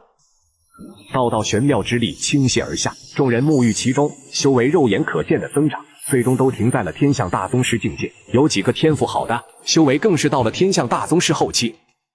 本座传于你们的是一部超越天阶的功法，日后勤加练习，定会受益无穷。不过尔等也莫想，这把功法传出去，本座已经失了手段，没有本座的允许，你们背不出一个字的。都下去熟悉境界吧，后边的事宜听从楼知县的安排即可。属下告退。快看，这群人的气势竟然提升了这么多，都看不透是何境界了。天象大宗师，有的是天象大宗师后期，夏先生当真牛掰啊！顷刻间造就了这么多高手。该死呀！为什么昨天没有听到招人的消息？以后肯定还会再招的。如今的栖霞镇早已今非昔比，定会有越来越多的江湖势力汇聚，我们就守在这里，只要招人，定能第一时间收到消息。后天的收徒考验，无论如何也要搏一搏。要是能成为夏先生的弟子，给他提鞋都行了。你怕不是在想批区？其实这种强行提升修为的方法是有弊端的。到达天人合一第1重之后，再难以寸进。但是这种造化对于大多数普通人来说，已经是天大的机缘了，竟没有一个人退出。后天就是阁主大人收徒的日子，栖霞镇外围已经汇聚了不下万人，都打起12分精神来。此次是我们第一次执行任务，不允许出现任何纰漏。是。我们会分为10支小队，选出10个小队长，每月会发放200积分，大家平日执行任务也会获得积分，凭借积分可以在单格兑换丹药或者钱财。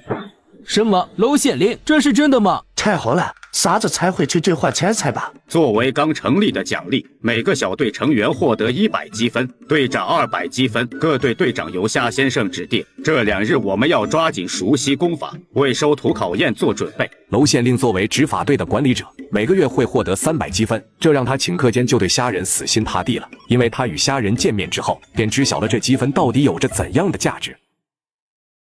这次的测试本作定在了栖霞镇10里外的天峰山，那里设置了17道阵法，既能保证你们的安全，又能测出各位的天赋。为期10天，10天之内能登顶者，皆可跟着本作学习炼丹之术。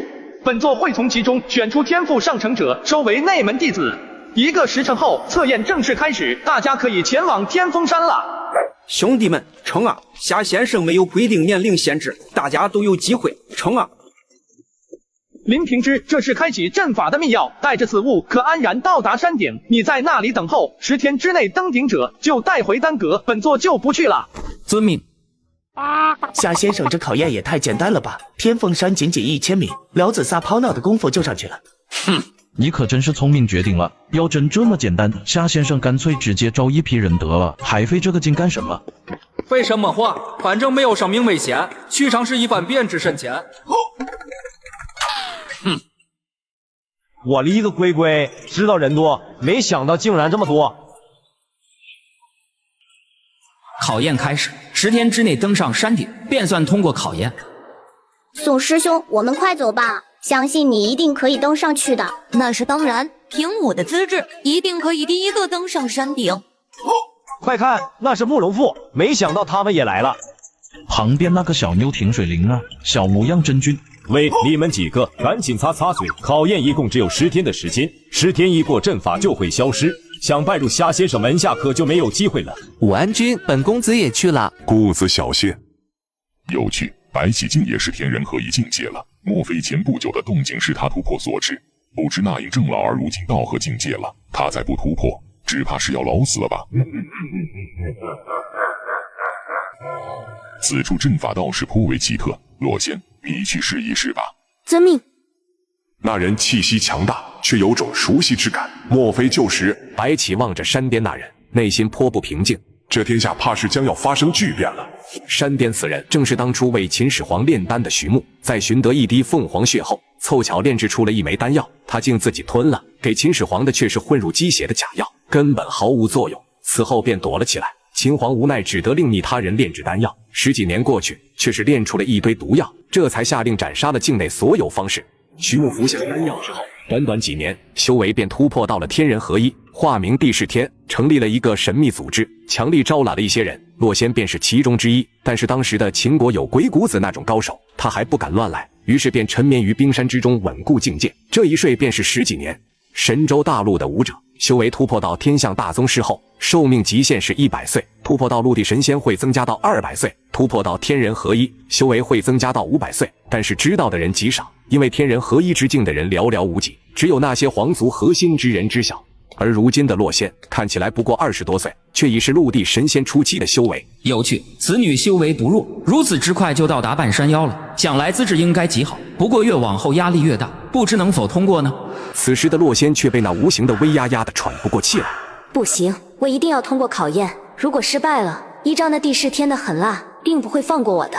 我要脱离他的魔掌。天啊！你们快看，那个白衣女子竟然走得如此轻松。没记错的话，这女子是叫王语嫣吧？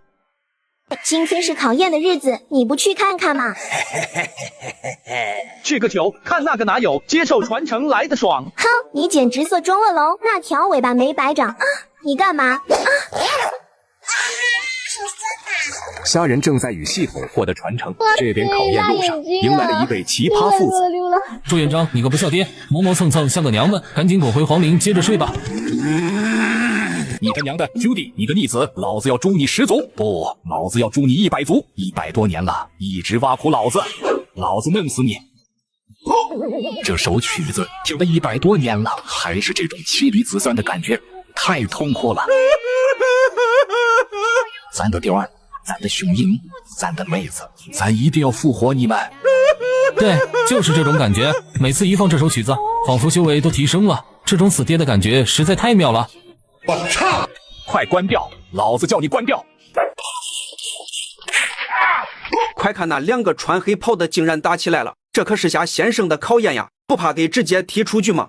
来的这2人正是明朝开国皇帝朱元璋和他的儿子朱棣。朱元璋在位时便已是陆地神仙初期的修为，在朱标死后却是心灰意冷，为朱允炆扫清障碍之后，便退居皇陵潜修，不问皇家事。朱棣在修为达到陆地神仙之后，也直接到皇陵深处闭关修炼去了。奈何资质有限，卡在陆地神仙初期多年，始终不得寸进，终日以欺负朱元璋为乐。而此时的朱元璋寿命也即将到头。彪儿、雄鹰、妹子，咱马上就能去陪你们了。朱厚照有要事相告，特求见诸位老祖。对于这个奇葩后代，朱元璋向来是不见的，近日可能是感觉大限将至，便破例见一次吧。老祖，这是清明寿丹跟清灵百草丹，同时服用最多可增加110年的寿元，特来进献。什么？竟有此等奇物？老祖，当即朱厚照便将丹阁的事说了出来。没想到那虾先生竟有如此本事。那小还魂丹虽只能复活刚死7天之内且肉身完好之人，也足以令人惊叹了。这还仅仅是7品丹药，不知有没有更高阶的丹药能复活亡故多年的人呢？朱元璋大限将至，本来是抱了必死之心的，听到居然有能使人复活的丹药，瞬间便来了精神。快把那几枚丹药拿来，咱要去复活彪儿。朱元璋，你个老逼灯，给我永乐大帝留1枚啊！你这么霸道，活该死儿子、死老婆、死孙子！朱棣，你个逆子，笑死我了！欺负老子100多年了，老子要捏爆你的卵！那个小逼崽子，你回去告诉朱无事，他那点心思还是用在正处吧。只要老子在1天，他就休想动你。本来朱元璋对于大明君主传承的事不是太在意，只要是他朱家的种，谁当皇帝都一样。如今得了朱厚照的好处，那朱无事想要谋朝篡位，可就得掂量掂量了。是老祖，嘿嘿，有了朱老祖的支持，你朱无事还怎么跟我抢皇位？老祖，后天丹阁会举行收徒考验，我皇室可要派人参加。咱要亲自去参加考验，咱要去学习炼丹之法。臭球巴，朕知道你要做什么，给你放首曲子助助兴。我操，又来！咱的彪儿，咱的雄鹰，咱的妹子，咱一定要复活你们！操！朱老四，老子要把你塞茅坑里填缝！目前的神州大陆修为不到天象大宗师，寿命便只有短短几十年，与普通人无异。那些身体羸弱的，更是会早早离世。朱标、朱雄鹰、马皇后的离世，对朱元璋无疑是沉重的打击，乃至修为停滞了上百年。如今有了复活他们的希望，这位宏武大帝自然要去争上一争。表哥，要不我拉你走吧？不必。哦，那我去上面等你。该死，这个贱人，他凭什么有这么好的天赋？我可是皇族后裔，我要成为炼丹师，我要光复大燕。我操，那王语嫣竟然是个普通人，看走眼了，这炼丹师的天赋也太恐怖了。刚刚表哥的眼神好冷。王语嫣一心想着刚才的事，步履轻盈地从洛仙身旁经过，这可把这位天之娇女震惊坏了。怎么可能？她一个普通人居然走得如此轻松，我居然输给了一个普通人！可恶，走不动了！凭什么张无忌能走到我前面？这小妮子不错哎。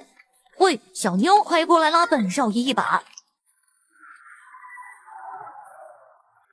喂，小孩，你就是张无忌吧？本郡主特许你跟在我屁股后边，他不动的话，可以拉你一把。谢谢。我娘说漂亮的女人都爱骗人，我自己走就行。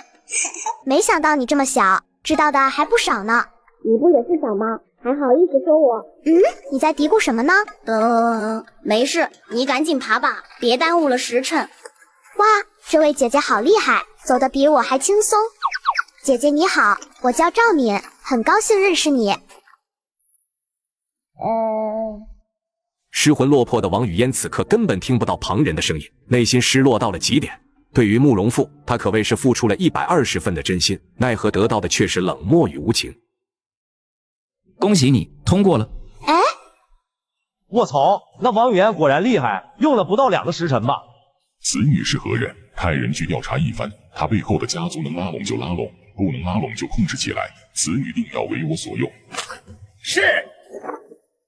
瞎嫌什么？不知究竟是何来历，且去查探一番。此人身上竟有凤凰的血气，看来这个世界远比我想象中还要有趣啊！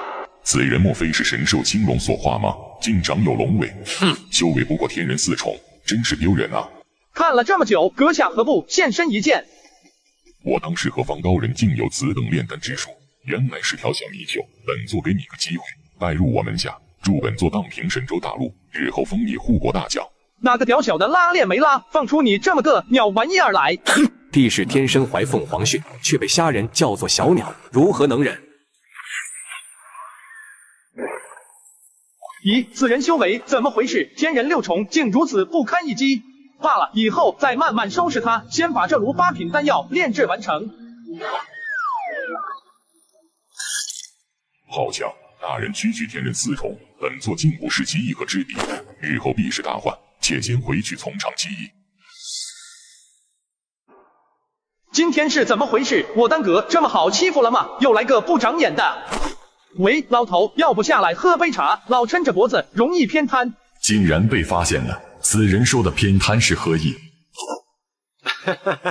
老夫活了4000载，竟不知这世上有你这等奇人，还真是老夫孤陋寡闻了。4000多年，你是12金皇笑3笑。哈哈，老夫沉睡多年，没想到当时竟有人知晓我的名号。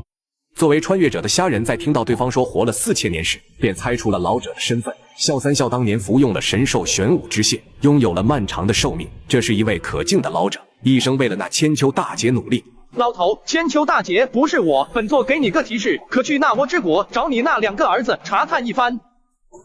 你竟知道千秋大劫，莫非真不是你？笑3笑在听说丹阁横空出世之后，便一直在调查，今日更是直接来到了丹阁之上，想要一探究竟。没想到刚一靠近就被发现了。丹药正处于成丹的关键时刻，虾人不愿再与之废话，挥手间笑3笑便被席卷而去。穿越第一天不仅长出了尾巴跟脚脚，还把系统给糟蹋了。这天又招收了很多弟子传授炼丹之法。没想到这些人天赋还蛮高嘛。确实挺漂亮的。哦，不对，确实质量挺高的。没想到竟有这么多人通过，看来提升到大千世界的进程必然会加快许多啊！看着下方的100余人，虾人无比的兴奋，此次的确招收到了一些好苗子。接下来本座会选出到达山顶的前5人作为亲传弟子。王语嫣、洛仙、赵敏、洛小贝、朱老四出列。朱棣这个逆子，修为不如老子，炼丹天赋竟如此之高，嘿嘿，真他娘给咱长脸！其余人则是入门弟子，所有弟子需执行相关任务赚取积分，比如照看药源、搜集资源、执行丹阁指派任务等等。有了积分，便可在丹阁兑换药草、功法、法器和高阶丹药。同时，本座会根据各位自身特点，提供给你们适合修炼的基础功法。另外，会每年举行一次测试，测试通过者可升为亲传弟子。亲传弟子可以半价兑换所有物品。尔等炼制的丹药经检测合格之后，可自行售卖，也可兑换成积分或者其他物品。7品以下丹药价格不可低于丹阁所售价格，否则一旦查处，立即废除修为，逐出丹阁。倘若以后能炼制出7品及以上高阶丹药，其售卖价格不限，各凭本事。虾人说出了一系列的政策制度，众弟子越听越激动。这是本座炼制出的空间令牌，内含基础功法、一座丹炉、一些药草以及所有丹药信息，同时也是诸位身份的象征。只需将自己的一滴精血融入，便可收入体内，凭自己意愿使用。倘若诸位出现意外身死，此令牌会自动回到丹阁，且会记录临死前的一些影像。不过，若是自己并未身死，且令牌又被他人所得，他人虽不能使用，但可被轻易毁坏，其中物品也会一并消失，也不会有影像传回。无了令牌，便算是自动退出丹阁，所以诸位小心收好。这个是好东西啊，没想到竟是空间类的宝物，可得贴身放好才行。成为本座的弟子，为人心术要正，如若是居心叵测之徒，本座不介意清理门户。尔等可记下了。师尊教诲，我等谨记。很好，接下来的安排调度，一切由林平之负责。武安君此次未能成为虾先生亲传弟子，父皇不会责罚于我吧？公子放心，公子虽非亲传弟子，但在入门弟子中排名还是很靠前的。明年再次考验，定能入亲传之列。希望如此吧。没想到那朱元璋跟朱棣竟然都还活着，一个成了入门弟子，一个则是亲传弟子。此事需尽快传给陛下，统一之事或将有重大变故啊！我竟然失败了！我怎么可能会失败？一定是那阵法出问题了！不，我不甘心！表哥，你个贱人！你凭什么能第一个通过考验？凭什么？表哥，你怎么可以这么说我？我能通过，你不应该高兴吗？好，高兴！我太高兴了！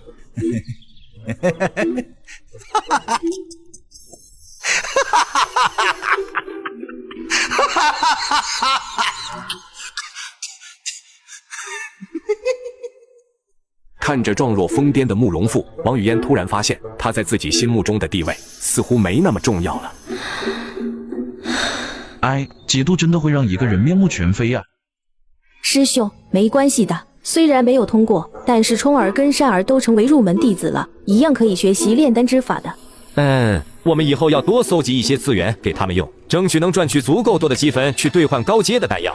住手吗？你看我永乐大帝的身份令牌，怎么比你那个亮呢？你个逆子，臭显摆什么？不就是比老子早当亲传弟子吗？1年以后老子一定会成为亲传，有什么了不起的？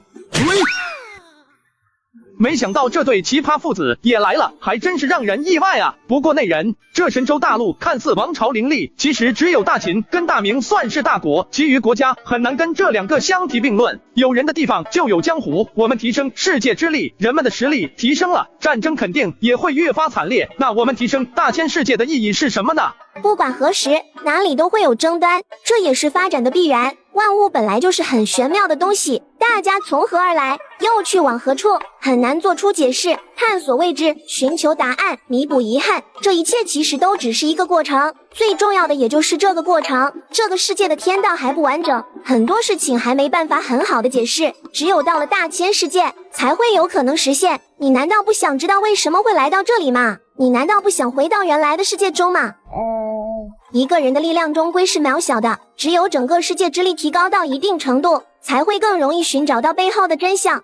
国与国之间的争端，这也是必然会发生的。只要有利益上的冲突，矛盾就永远不可能化解。你能做的就是尽快提升自己，提升这个世界，让他们知道全新的未来，这样才会把目光拉远，不会拘泥于当下。你说的对，我怎么感觉你比我还更像个人，尤其是那方面。要不再来一次传承？滚！老花，可以啊，这么短的时间，你花家就建了这么大一座酒楼。不过这次考验你怎么没去呢？以你的天赋，说不得可以跻身亲传弟子之列。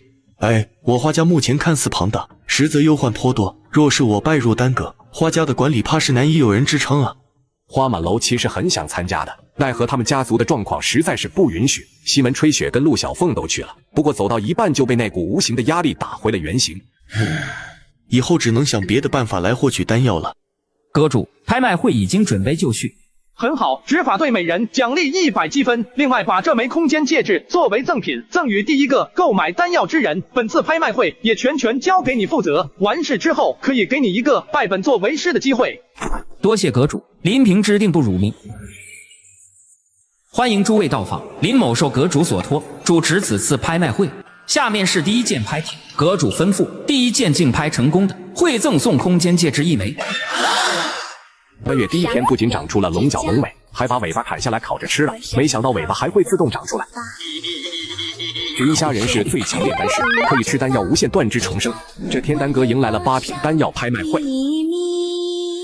拍卖会正式开始，第一枚竞拍成功的朋友会获赠空间戒指1枚。空间戒指，这是何物？相信很多朋友都是第一次听说此物，此物乃是阁主亲自炼制，名为空间戒指，属灵宝之列。灵宝之上还有法宝，法宝之上还有仙宝、圣宝等。近日之后，丹阁会设立器阁，出售各种宝物，诸位若有需要可前往购买。林少侠，不知此物要如何使用？诸位只需将自己的一滴精血滴入其中，便可收入体内，凭自己意念即可控制。此物可容纳一切死物，分为下品、中品、上品、极品4个等级。内部空间随品级不同而不同，下品空间有方丈大小，极品灵界可吞山纳海。没想到世间竟有此等奇物，夏先生莫非是那传说中的仙人不成？当真神奇，只这一枚戒指，价格恐怕不会低于那枚丹药吧？夏先生当真好大的手笔，谁若是购得第一枚丹药，那可是赚大了。林少侠，赶快开始吧，我们都等不及了。诸位稍安，今天所售丹药有8品丹药20枚，9品丹药1枚，皆是有着强大功效。7品之上属于上品丹药，炼制极为不易，所以品级越高，数量越少，当然功效也会越强大。诸位把握好机会，量力而为，但不可虚报价格，否则丹阁会将此人列入黑名单。请诸位悉知。天哪，这林平之现在是何境界？气息竟是如此强大，怕是有着陆地神仙后期甚至巅峰的战力吧？这林平之来当阁之前还只是后天巅峰，短短数月，修为竟恐怖如斯，这夏先生的手段当真了得。第一枚是8品青莲造化丹，参悟天地规则必备珍品，可直接助力陆地神仙巅峰的武者突破到天人合一境。我操，这上来就是王炸啊！竟有此等丹药，我一定要得到这枚青莲造化丹，再加上那枚空间戒指，这第一派本王势在必得。青莲造化丹起拍价1亿2白银，每次加价不得低于100万两。开始。起拍价就1亿两，这价格也太高了吧！该死呀！为什么我不是巨富？8品丹药真不是我们这些小卡拉米能认知的了。1亿100万两，1亿200万两。哼，都这么小家子气吗？那可是直接助力突破天人的丹药，再加上那枚空间戒指，我出2亿。此人是谁？竟直接提高了近1个亿！一时间，众人被突然暴涨的价格唬住了，竟出现了短暂的空档，无人喊价。2亿3千万。去查一下对方是何人，胆敢与本皇子竞价。2亿5千万。义父，那3号房间之中的乃是元朝的皇子。哼，区区弱元，竟敢也来凑热闹，待此间事了，本王定要率军远征，去荡平乃元朝地界。3亿。有了此丹，先那入无是踏入天人合一，你朱无是还能奈我何？哼，阁主说的没错，这神州大陆正在逐步的崛起了，那些强大的势力底蕴当真是可怕。3亿2千万两，4亿。眨眼之间，价格就被抬到了4亿2白银的高价，一时间没有再继续加价的了。2号房间的客人出价4亿两，还有要加价的吗？4亿两第一次，4亿两第二次。我出5亿。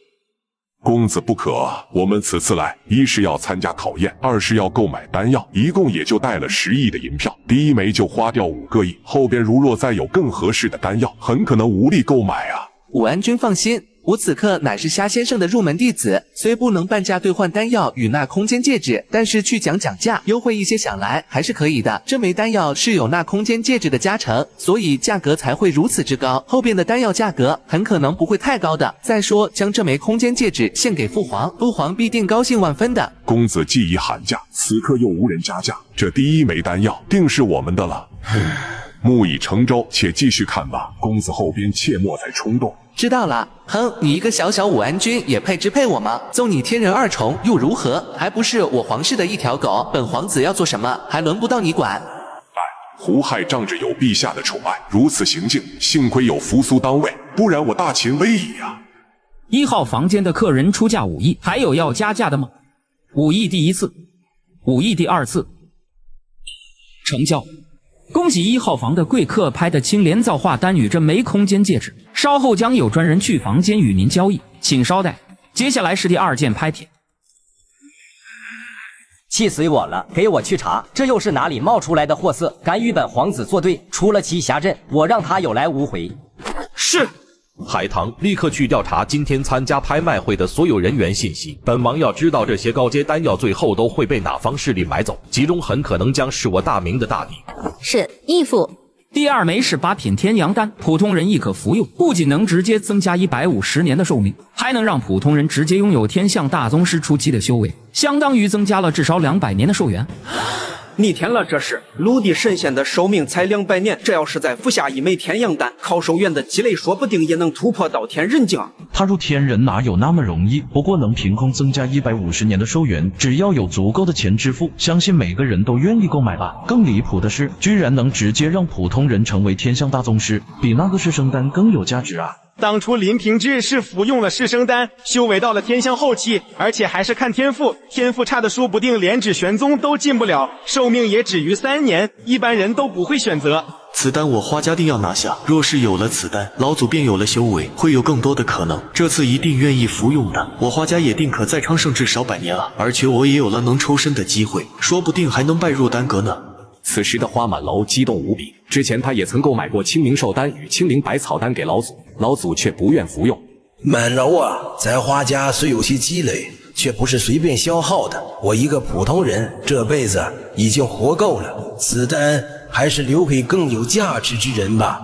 口吻，此丹我少林定要得手。红善师兄寿元即将耗尽，上1枚清明造化丹我们没有买到，这枚天阳丹必须拿下，再配合感悟天道的丹药，红善师兄一样可以突破到天人境，且还能增加150年寿元。是师叔，弟子定会尽全力拿下此丹。声望达到了1000万，你还要传承不要？要啊！这次本座看看你还有什么技巧。这次居然是云中子的传承，再加上太上老君的传承，本座有信心在3年之内将世界提升到大千世界。阁主，此次拍卖会一共售的81亿6300万两白银，有1成是功法与古玩等衣物兑换而来，其中秦朝买了2枚，明朝买了3枚，朱吴氏购买了1枚，元朝买了1枚，剩下的则被一些隐藏的家族买走。这神州大陆还是有很多隐藏世家的嘛，远没有表面看上去的那样，只有几方大势力，他们才是这个世界背后真正的话事人。这次的拍卖会怕是会引起一些争端，不过这也会促进世界进程的加快，争端是避免不了的。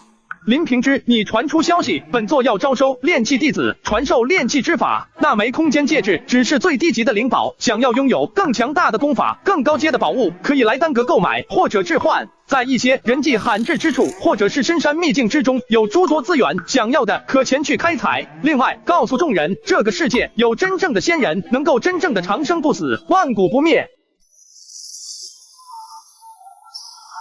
也许是为了证明虾仁的话，突然神州大陆的几处大山之中，一道道摄人心魄的光柱冲天而起，照亮了半个夜空。一时间天下震动，待光柱消散后，所在之处都出现了一个深坑，有缕缕灵气扩散开来。开始出现灵气了吗？随着人们修为的提升，世界之力果然在逐渐增强啊！神州大陆很多地方都有这样的事情发生，随着灵力的不断增加，人们修行的速度也会越来越快，只是现在人们缺少的便是对应的修行功法了。你可以先把一些低阶的功法传出去，随着声望越来越高，能兑换到的功法肯定也会越多越高级。传出去之后，相信很多天资卓绝之辈会从其中领悟出新的功法，从而开枝散叶，这个世界将会越来越完善。武安君刚刚出现的天地异象，再加上虾先生说的有真正的仙人，武安君作何看法？陛下，此事怕不似有假，神州大陆或许正在进行着某种不为人知的变化，我们当提前准备啊！祝虫吧，往上走吧。你看到那光柱了吗？朕活了100多年，还是第一次见到这么壮观的场面。操，真他娘带劲！你个不孝子，别只顾着自嗨了，咱可是听说这世上有真正的仙人。既然有仙人，说不定还真有能复活妹子的可能。老子懒得管皇朝那些事，你去告诉那朱无事，咱大明的皇位还轮不到他来做，还是将心思放在修炼上吧。有了强大的实力，还不是啥都有了？祝虫吧，往上走吧，你自己去吧，朕还要炼丹呢。操！就知道墨迹，一天不打上房揭瓦，赶紧给老子去！3年过去了，神州大陆早就被一则又一则奇异的消息点燃。有人曾在某个雷雨交加的夜空看到了数百丈长的巨龙，有人在苍茫大海上见到过直达天穹的水柱，也有人见到过御剑飞行的仙人。经过3年的发展，神州大陆现在只剩2个国，一个大秦，一个大明。由于有虾人的调和，各自占据了神州大陆1半的位置，相安无事。秦始皇、白起、朱元璋、朱棣在虾人的帮助下，早已是超越天人合一9重的存在。整个神州大陆在1年以前就已经是大千世界了，有这1年的发展，更加的稳固了。爹爹，我要吃糖葫芦。爹爹是个大懒虫，太阳晒屁股了还在睡大觉，羞羞脸。乐儿别闹，这个世界的故事结束了，我们即将去往新的世界。熬夜干视频很辛苦的。喂，快起来干活，观众老爷们都等不及了。哦，来了。观众老爷们别骂了，由于这部剧小说后面写的乱七八糟，虾仁实在编不下去了，与其浪费大家的时间，不如换一本高质量的小说，因此找了一本非常好看的小说，再熬夜给大家干视频，争取以后每天都能更新。感谢一直以来支持我们的兄弟，新作品马上会发出来，咱下部剧见，这次一定让大家看到爽，拜拜拜拜。